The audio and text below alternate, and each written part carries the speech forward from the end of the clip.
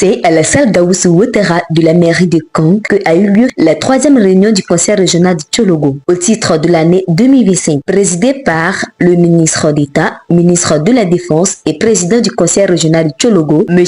Téné Birahima Ouattara. Cette session a réuni élus, autorités administratives, chefs coutumiers et acteurs du développement autour d'un ordre du jour avec un accent particulier porté sur le point de l'examen et l'adoption du budget primitif de l'exercice 2026. L'ordre du jour de cette session est consacré principalement à l'examen et à l'adoption du budget primitif de l'exercice 2026.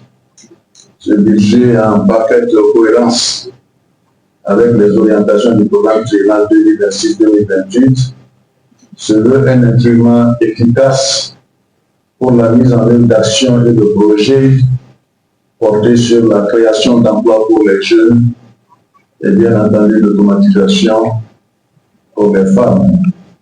La rencontre a débuté par le mot de bienvenue du maire de la commune de Kong. Permettez-moi de vous souhaiter à tous et à toutes la cordiale bienvenue à Kong à l'occasion de cette 3e réunion du conseil régional du Tchologo que notre commune a les signes honneur d'accueillir.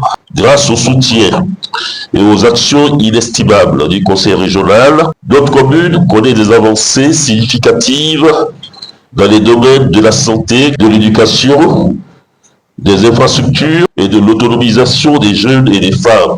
Suivi de l'ouverture officielle des travaux par le président du conseil régional du Tchologo.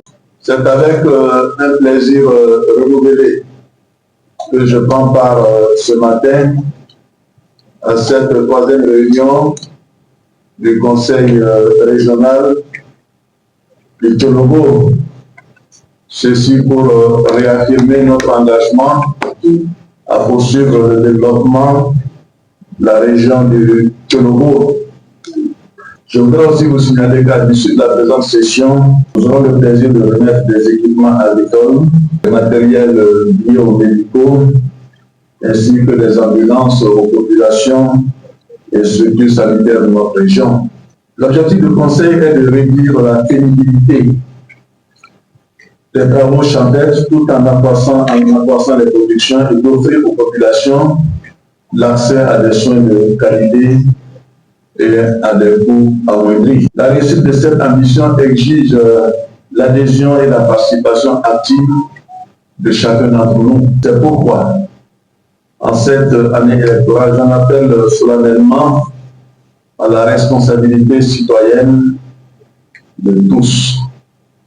Les échéances à venir doivent se dérouler dans le respect des institutions et dans un climat apaisé. Aucun enjeu électoral ne saurait justifier la remise en cause des importants acquis enregistrés ces dernières années dans notre région.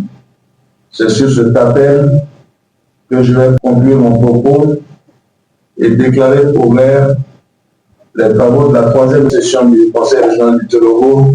Les conseillers et participants ont ensuite passé en revue les différents points à l'ordre du jour, allant de la légitimité des motifs d'absence des conseillers à l'adoption des projets structurants pour la région jusqu'au vote du budget primitif, considéré comme une étape clé pour orienter les actions de développement à venir. Un moment fort de la séance était la projection des films retraçant les réalisations du conseil régional de Tchologo dans le département de Kong, qui a permis aux participants de mesurer l'ampleur des actions menées. Un geste symbolique a marqué cette session, la remise officielle d'équipements sanitaires et des ambulances à la direction régionale de la santé et de l'hygiène publique du Tchologo destinés aux centres de santé. Ces dons, je vous avoue, viennent régler des problèmes d'accessibilité, surtout au niveau des ambulances, vont permettre de faire des évacuations le plus rapidement possible et donc d'améliorer le confort et le bien-être sanitaire des populations de la région du Tchologo.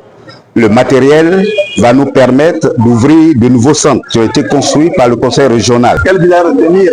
C'est un engagement que nous avions pris vis-à-vis des parents de 2023 que nous poursuivons pour essayer de créer en quelque sorte des conditions de vie meilleures pour nos parents. Ceci est très important, que ce soit au niveau des infrastructures scolaires, sanitaires, de l'eau, de l'électricité, Donc la santé, il est important que nous puissions créer les conditions pour que nos parents puissent en bénéficier de façon importante.